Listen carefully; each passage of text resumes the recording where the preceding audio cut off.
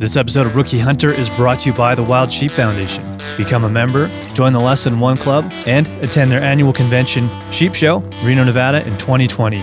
For more information, go to wildsheepfoundation.org.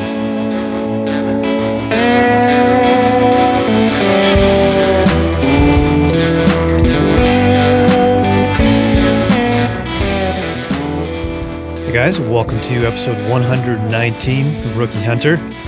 Back in Canada, and happy to be meeting up with Kelly in the studio. It's been a long time since the two of us got together, so we have lots to talk about, and we'll be lining up some more episodes throughout the next week here, so you can look forward to that. The Sheep Show is coming up January 16th to 18th in Reno, Nevada. That is the home of the Sheep Show. You can get yourself registered, signed up, ready to rock and roll, get yourself booked in at the Pepper Mill, get your flights booked, get your road trip planned out. Do all that stuff now before it's too late, before things get too expensive. You can also go over to wildsheepfoundation.org to get yourself signed up as a member, become a member of the Less Than One Club. And if you do that and go to Sheep Show, well, there's a good chance you can win the sheep hunt of a lifetime just for being there and for being part of the Less Than One Club. And that's a fun night. There's as much beer as you can drink. So good times. Sitka Gear, as you know, has been keeping us clothed and well taken care of in the backcountry. One piece of equipment that I have not mentioned, I don't think at all actually, is the Jetstream vest. And the reason why I haven't mentioned it is I just haven't had a chance to wear it. But I was out hunting yesterday. We got cooler temperatures, so I threw that on top of my lightweight hoodie. And man, it was nice. And glad I finally got to try this thing out. If you're in those cooler fall temps, but it's not too cold, this is kind of the perfect thing to throw on just to keep a bit of wind off you. And it's comfortable. I like it a lot. So if you want to check that out, head over to theRookieHunter.com, click on the gear tab, and you can see all of our Sitka gear there. North Arm Knives, head over to NorthArmKnives.com, our longtime friends and supporters of the show. Get yourself a blade. Let's get into this episode. Sit back, relax, crack a nice cold beer, and enjoy episode 119 of Rookie Hunter.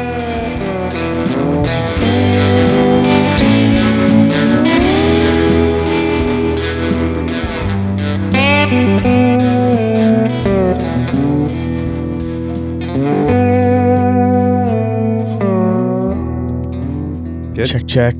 Looking good. Hey, Kelly, round two. We'll explain what we're doing here because I'm on the road a lot for the next, 6 months, basically. So you're learning to record, basically. Well, you kind of know how. Yeah. But I figured, hey, why not bring your laptop and your recording interface, and we'll get you set up so you're familiar with all this stuff, and we'll record. And so we started rolling. I said, yeah, we recording? And you said, yeah. And we were like an hour and I don't know, at least over an hour, I think, to do a podcast. We were just wrapping it up. And then you looked at the computer, you're like, oh, shit. It's great when you hit the record button. So this is round two. But I started off the last one by saying, Papa Kelly. Yeah. Cat's out of the bag. We got a new meat hauler in the family. Yeah. And Oscar's just all up in my grill here. All up in your grill. Yeah. And anyone who listened to the last episode kind of got to hear all that, which is cool because we didn't really you and I didn't get a chance to really talk about it. So yeah, congratulations. And yeah, thanks, man. Stuff, man. And it's just, I don't know. Having kids around is exciting because I know that we're going to be able to take all of them out one day and share this thing that we love so much, and hopefully they love it too. And I make it fun for them.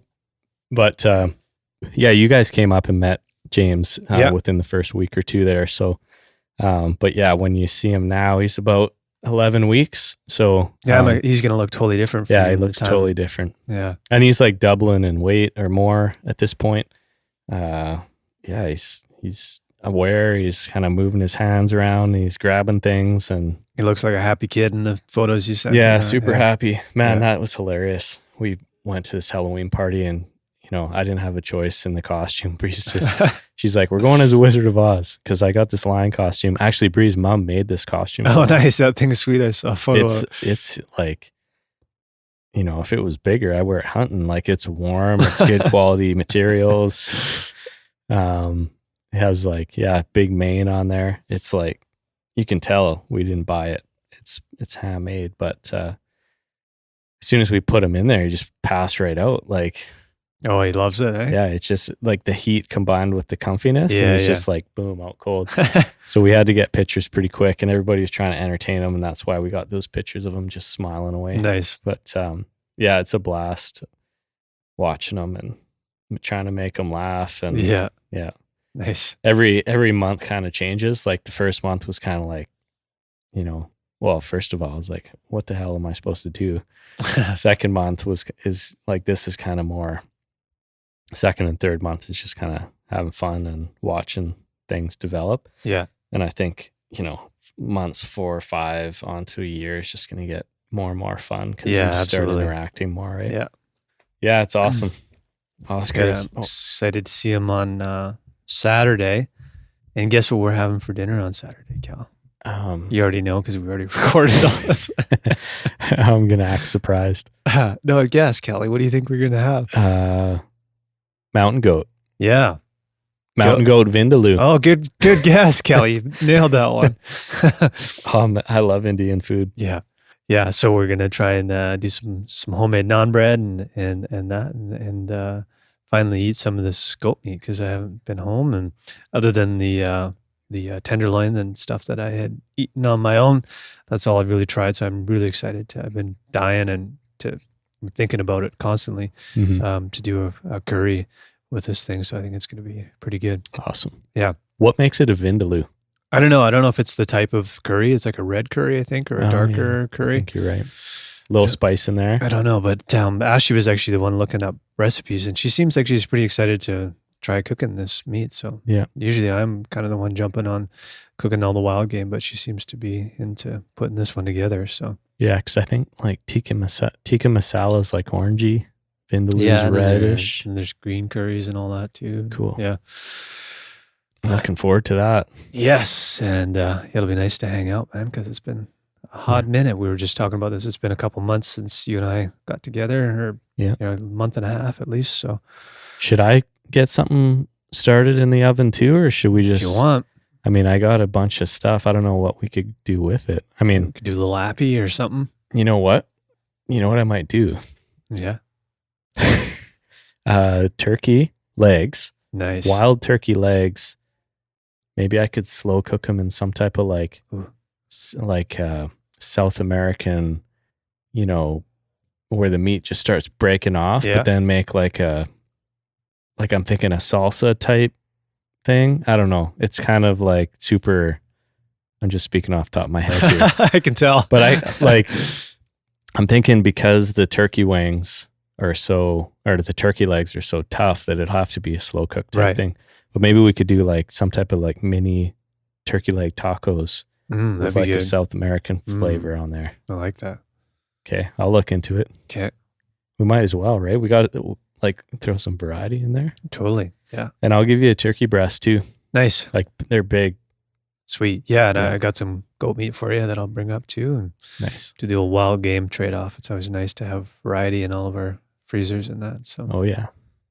I've got some fish too from parents. Nice. Well, it's been a good season, man. We're talking about this a couple times now, but time in the field versus success is kind of out of balance to what it normally is this year. So when we look at, Garrett and I only ended up having a week with the goats and got 2. You've spent a good amount of time out there, but for time spent in the field, your return on that time has been pretty good because you've, explained, you talked a bit about turkey hunting and stuff in the last episode you did with Adam there and that, but you've had some good luck so far. Yeah, like I was trying to count the amount of times that I made it out. Like locally in town, I did the one day hunt rifle.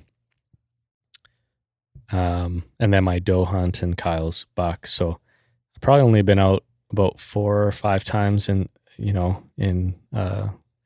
local area, and then the moose hunt. So I'll kind of start there, I guess. Yeah. I went with Garrett on a moose trip. This is, closer to the Kootenays. He had an LEH, and we went out. It was kind of a different style from like your guys' northern backpack hunt, obviously. Yeah. This was 2 wall tents that were pointed towards each other. One tent was dedicated to like camp chairs, food, cutlery, plates, drinks. And that was the one that stove was in. So at the end of the night or end of the hunt, we would go in there, make all our food out kind of where the 2 tents met under the awnings, bring the food in, eat, drink, laugh, listen to tunes. We had the generator, we had the Sirius radio, and those guys are all into tunes, right? Like listen to Led Zeppelin and Pink Floyd all night. Totally. And, it was unreal. And then we move over to the other wall tent, which was just like bunk beds and sleeping bags. So super cool setup, super comfortable. I didn't end up using the fun, man. Yeah, I didn't use the Hilleberg at all. Yeah. A little different than when we went elk hunting because the stove wasn't in the sleep tent. Oh, interesting. We were actually sleeping like full blown, in an empty wall tent. Okay. Which wasn't given time of weather, and the sleeping bag I brought, I didn't have any issues at all. I slept like a baby. So that was really cool. But it's always nice too having a stove in that tent because we know what it's like sleeping in a nice cozy. Yeah, until you overheat the thing and you think overdose you're on heat. Man. Yeah. The other cool thing, which I posted a photo of, was I did see it. We didn't see like anything really for moose. We saw sign. We saw a lot of elk sign. We saw even more wolf sign. Saw a big black bear. The day I got there, the evening, we finished setting up the wall tent. Actually, as we're setting up the wall tents, I look up and I'm like, oh, there's a huge black bear just like cruising that hillside right above the river. And right away, like, Garrett, he's like, yeah, man, let's go get it. Yeah. And I'm like, I just don't know. Like my first thought was, well, this is day 1, evening 1. We just set up the tent and now we're going to go, get this bear and maybe we'll be up all night dealing with it. And then we want to get into moose, right? Like, so I'm thinking moose, but now of course, when you look back, you're like, shit, should have went after that bear. I think the rule is never pass on something on day 1 that you wouldn't pass on your final day, right? So, exactly. Or did I say that right? You know what I'm saying? Yeah, I know what you're saying.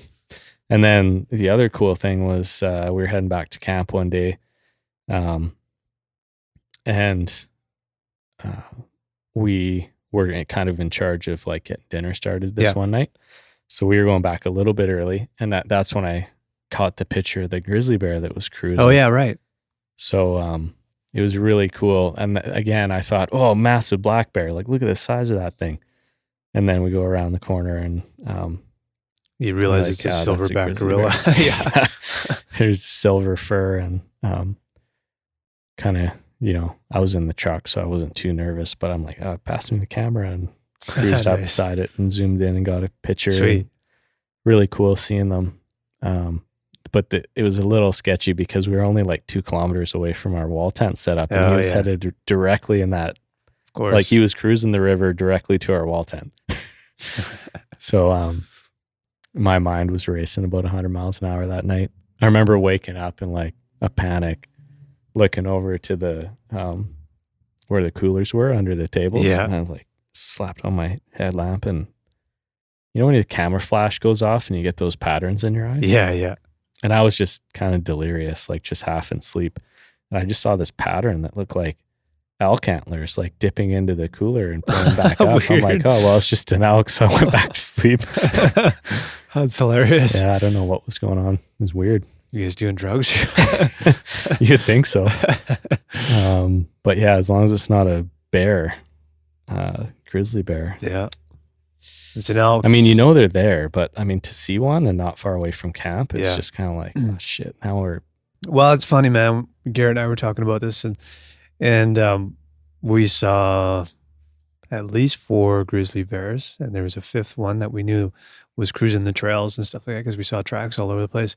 But we were always, for like the first 15 minutes of laying down, thinking about, but I always felt like once I fell asleep and got past that 15 minutes, I don't give a shit about the bear anymore. Yeah. Until you wake up and hear something. But beyond that, I don't know. It's just that your mind starts to race a little bit while you're trying to relax, and then it's just like, whatever. Yeah. But keep things clean. I think that's just the main part. We did that up there. A little bit different in wall tents because you're cooking and everything right inside those things, right? So yeah, exactly. And that's kind of what through my head is like, you know, these wall tents are probably like grease on the wall tents just from cooking probably. in here. But yeah, it was all good. Nice. And then I came home a day early. So I was only there for 4 days, and then I came back on the 5th day. Garrett's son, Jax, and his wife came up, and they kind of did, like, his son's 5 years old, so they did their own thing. I came back and got my muley doe, which I explained on the last podcast. But yeah, I think like the key for that one was, you know, just kind of pre-scouting, knowing where they were, taking my time, making sure I was organized with breaking the meat down, and then knowing that I had the cooler in the truck was huge. Yeah, and I just felt like, you know, I got all the time in the world. Nice. It wasn't like late at night or anything. Yeah. Wasn't super hot, so yeah, it's good. Hunting in October has its advantages. Yeah, for sure. And then, yeah, I converted that into a whole bunch of fresh sausage already, so I'll give you some of that. Yeah, nice, man. Too. I did, like with James, I don't have a ton of time to kind of make all my own sausage right now, but I figured I'll bring it into the local shop here again, and they did a good job with the bear. Yeah, those guys have been good to us, man. We switched, we talked about this before, the reason why, but we switched butchers, and these guys have been great, so. Yeah. And so, you know, one of the things I remember you noting was like just the saltiness of fresh sausage. If you go to some butchers, like I think there's a requirement for a certain amount of salt to make sure that the mixture and the kind of the chemistry works. Yeah. But these ones are really nice. Like they're not overly salty. Nice. They're just, you know. Yeah, I hate that because like you and I both want to taste we like the taste and the gaminess of the meat, if that's how you want to look at it. But yeah, I just want to experience and taste the meat. And sometimes you get these, you know, game sausages that people have had made, and it's like, Jesus Christ, it just tastes like fucking salt. Like I can't even taste the meat, and it kind of defeats the purpose. But those guys seem to have it pretty dialed in. It's like a nice mix of flavor in the meat and everything like that. So yeah, they're good to work with too. Yeah. And quick, like usually they're like, oh, it'll take a couple weeks, and then they phone me in a week. I'm like, that's nice. And they have no problem taking bear, which is cool. And we found out that's kind of a rare thing. So for sure. We got some attitude about the black bear. A little attitude from another spot. Yeah. I don't get it. It's too bad because they make good pepperoni, but fuck them. Yeah. I concur. Yeah. Yeah. So, and then other than that, like once the dough is in the freezer, in our region, you can't take another muley. So yeah, that's it for you. Yeah. I mean, it's not like I can go out on a 4-point now unless I went to a different region number. Yeah. Is my understanding. So went out with Kyle, talked a bit about this on the last podcast, and he ended up getting his first deer. So like the key takeaway, and we'll do a episode on this. Yeah, I'm hoping you to can interview us. Yeah, I'm hoping so, because I don't know anything about it. Yeah, which is great, and I want to keep it that way until. Well, don't listen to the recording then. Yeah, I won't. Or yeah, because I was going to listen to that this morning, and I didn't have time, so I'll leave that and I'll incorporate it into the you guys telling the story. So well, yeah, maybe listen to it like just before you're going to interview us. Oh, okay. Because I think you'll want the context. Gotcha. That would be cool. Okay. But yeah, the key takeaway for me on that one was just like how much fun it was to not be the person pulling the trigger, like to just be the one kind of, you know, second pair of eyes. I don't know if it's the same for everybody, but I know you and I feel the same way, that it's never been like, oh, I wish I got to take this shot. Yeah. I love watching you, you know, getting your first deer and your first buck and everything like that. It's not, there's never any like, oh, I wish that was me. It's like, I almost find it more exciting to watch somebody else, because you're able to remove yourself from the whole situation and just watch the person and see them going through all of the emotions of, you know, making this thing come together and taking a good shot and all that kind of stuff. So it's pretty cool. I find that super rewarding. And that's, one of the cool things about all these kids and stuff like that is I know eventually we're going to be able to take, James out and Jax and Cormac and, all these kids that are too young to do it now, but one day it's all going to be, something that we're going to get to do and watch these guys experience it for the first time. Yeah. So it's, I don't know. Man, that sounds like a hunting party right there. Right? Yeah. James, Jax, Cormac, and Grayson. Yeah, there you go. And I'm just going to bring a really small backpack when we get to that point in our life. My backpack's going to get smaller and smaller. I'm just bringing a fanny pack. It's going to have 2 beer in it. I like it. Yeah. Bottle of whiskey. Or a bottle of whiskey, yeah. 2 beers, not enough for that situation. No. But, yeah. But anyways, point being, it's just fun to watch somebody else, experience that. Yeah. For the first time. Yeah, it was cool. Kyle's first buck, so. Yeah, and helping them kind of go through the process and pack it out and all that kind of stuff. It's really cool. Nice. But yeah, I think folks will enjoy that interview and that story with the recording. I haven't seen Kyle since the moose hunt, which is a year ago now. Oh, yeah? Yeah. He's been busy too because they have, I just mentioned Grayson. That's there. He's about 5-6 months now. Nice. So, yeah.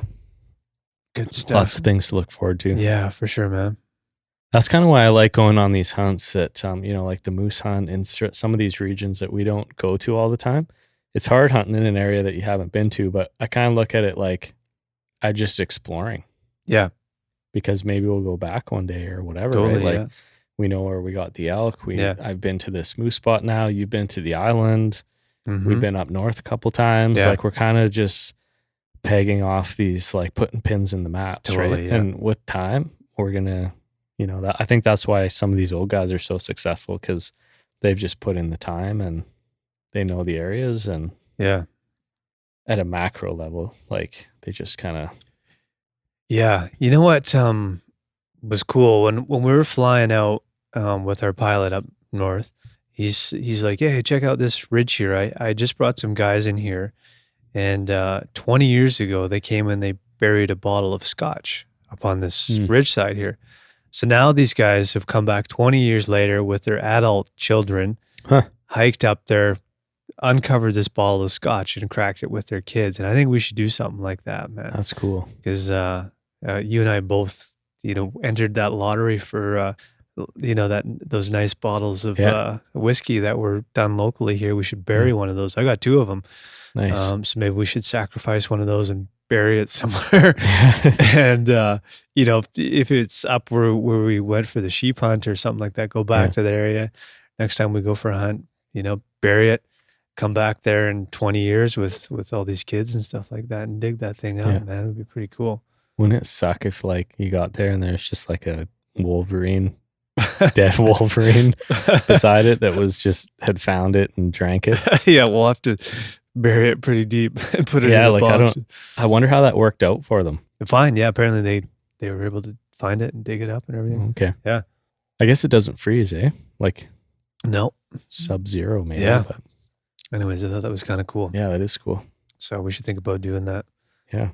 I also thought about, and I think we talked about this before, actually, not on the podcast, but to have a bottle of whiskey that we don't crack until we get a sheep. That's the other approach we can take. I like that. So maybe let's do both, but we should do that one for sure. Okay.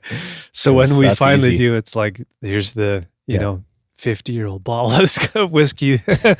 And by the time we finally do this and we just know that the whiskey is aging with this sheep that we'll get one day. So if anyone has, because I know with wine, some wines age and other ones don't. Yeah. If anyone has any tips on if you're a whiskey connoisseur or Scotch connoisseur, maybe you can give us some tips. I know the guy that did those whiskeys. I can ask him how long that stuff's good for. Yeah. Nice. Yeah. I like the Obans. I think it's 15 or 18 year Obans Scotch. It's really good. I never was really a whiskey guy until like the last couple of years. And it's like anything. It's like good wine or good food. Right? Once you when you taste some of the good stuff, you're like, oh, I get it now. You know what I mean? It's like kind of work your way into it. I love whiskey now. Yeah, it's like heavy metal. Like nobody just starts listening to heavy metal. Kind of like you work your way you into gradually you start Yeah. at like Metallica, and then you go to Pantera, and then you end up at like Opeth, and it just keeps going. It's like you desensitize yourself. Yeah, totally. Fuck, we got way off track there. Oh yeah. Gojira, that's a good band too. There you go. I haven't gone that far, Kelly. You've gone deep. We'll reel it back. Tomorrow. So, as people may or may not know, I've been traveling all over for both work and for pleasure. I was out in Eastern Canada for 2.5 weeks, and I was back for a week, and then I've been down in South America, and now I'm back for 12 days or something here. Tomorrow is my chance to go out and do a hunt. And I've been in South America, and I was explaining to you before that it's so weird to be in the Southern Hemisphere and be in springtime, and knowing that you guys are out hunting, it's like total mindfuck to be in a different season at the same time. So I'm down there in October. It's hunting season up here, and I've seen photos of like snow and cold temperatures and all this kind of stuff. And I'm down there, and it's, things are blossoming and it's warm, and Kyle holding the mule deer. Yeah. So it's super weird. So luckily that was sort of like a distraction for me, to not be hunting. Cause I wasn't in that mindset of, when the leaves change and when the temperature changes and stuff, it's like it's almost like a primal thing. It's like, okay, it's hunting season, you know what I mean? And yeah. So kind of weird, but as the trip started to wrap up, and like, okay, I can't wait to get back now, because I've only had the goat hunt. I shouldn't say only, because that was an incredible trip, but I haven't been able to do any hunting back here at home.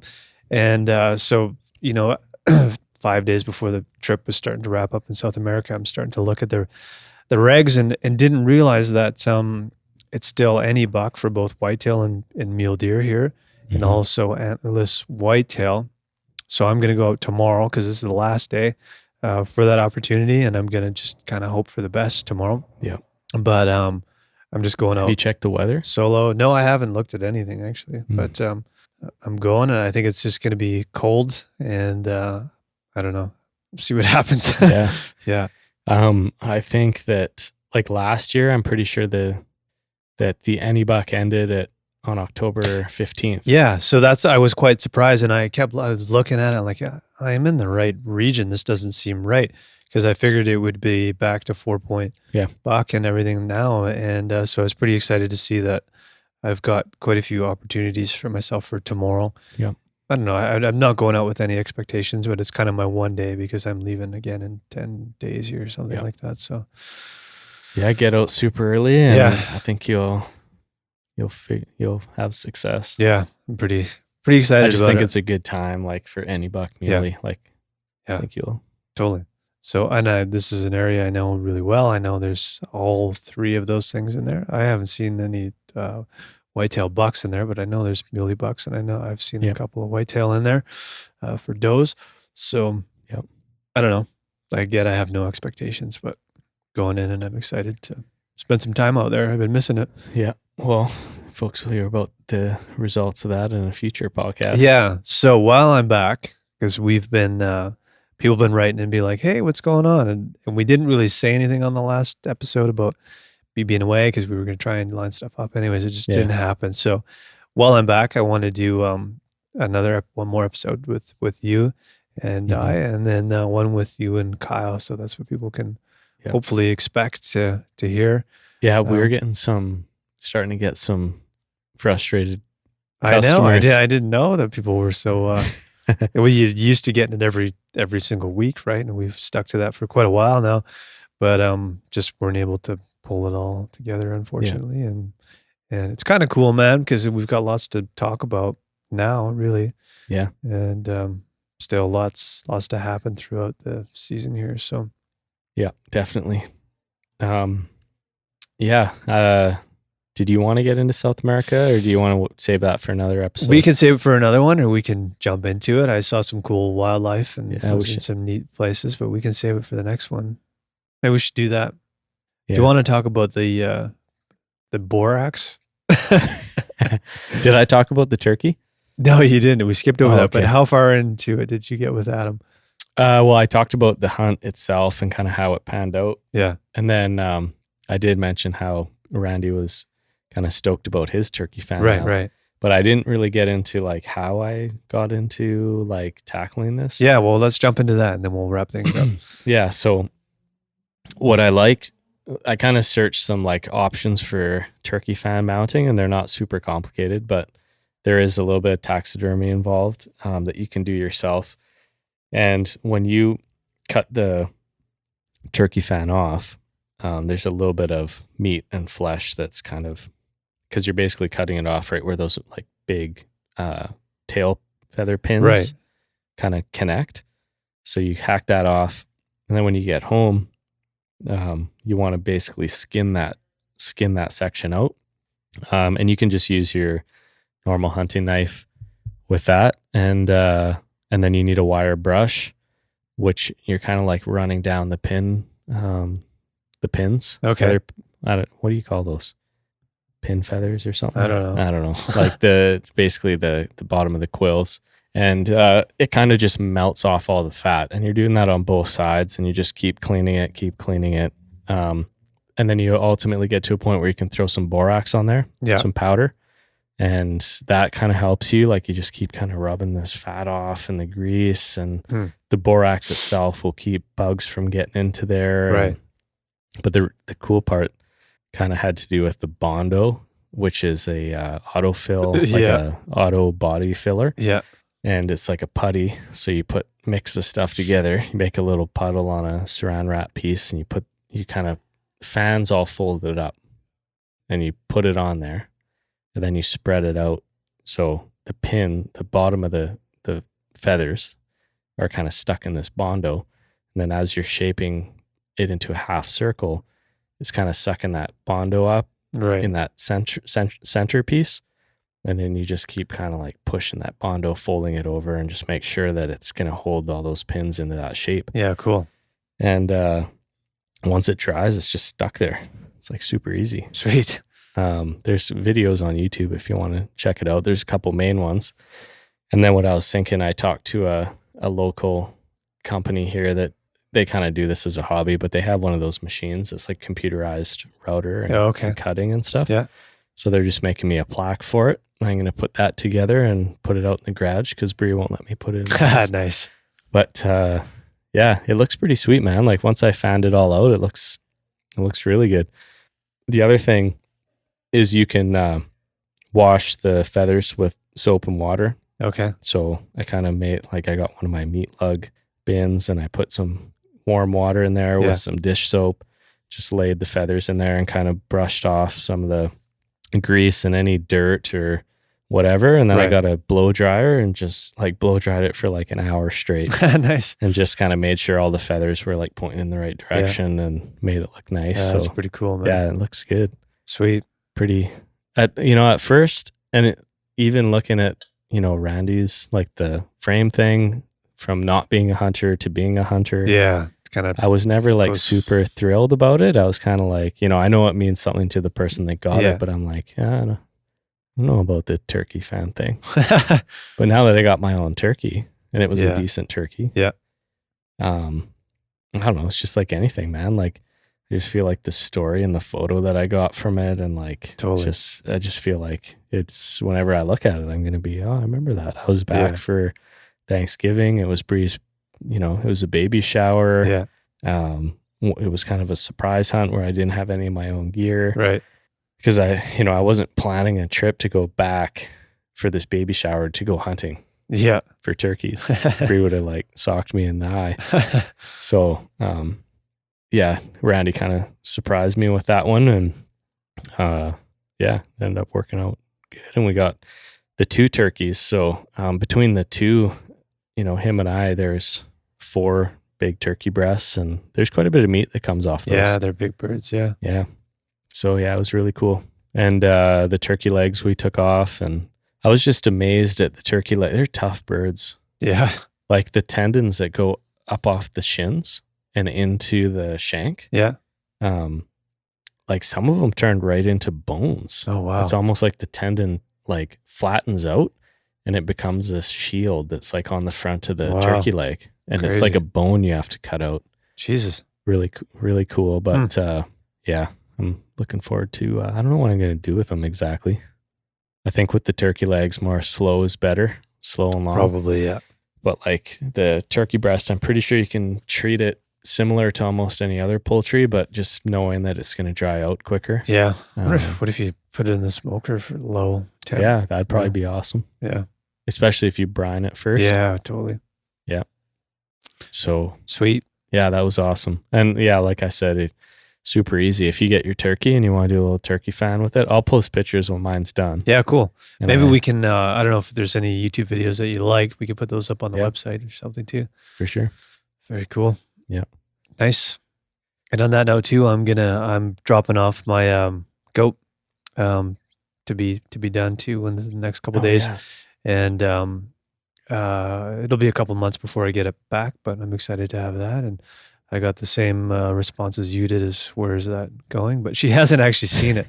And they're just such cool. The contrast of the white skull and the black horns on it. It's pretty neat, man. And it'll be cool. Yeah, I'm excited about that. So like if you could put it anywhere, where would you put it? Like on the mantle? I don't know. It might just look cool on top of, like, I've got an old credenza with my record player and stuff like that. Maybe there or whatever. I want to have, like, eventually at some point, Stephen Rennell actually posted this really cool thing that he had custom built, and it's like sort of like shelving, but it's like so it's just like a wood frame on a white wall, I believe it was. Mm-hmm. But there's these little squares that are different sizes with all these different skulls that are all Euro mounts. And eventually I'd like to have something like that is almost like a museum piece, but like very artistic looking, and a nice way to display all these different species and to have all your memories in one area that looks cool and something that your wife will also appreciate. Yeah.